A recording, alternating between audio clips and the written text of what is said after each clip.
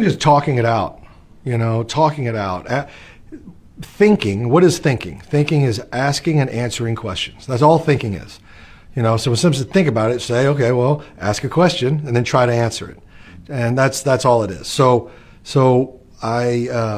when I create a character or when I get a character on the page, I have to try to understand who is this guy, what's his world, how does he fit into the world, what's his tone, what's his attitude, how does he view things, and then you start asking and answering questions in that character's mindset. And once you can do that, it was an old improvising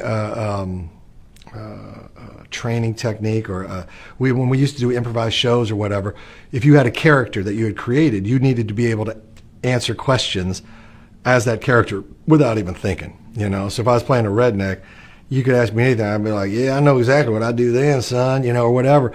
And you think and act and react. And so I was lucky because I had some experience in some of these, very personal experience like 12 Strong, where I ended up playing Lieutenant Colonel Max Bowers, who was my boss in Afghanistan.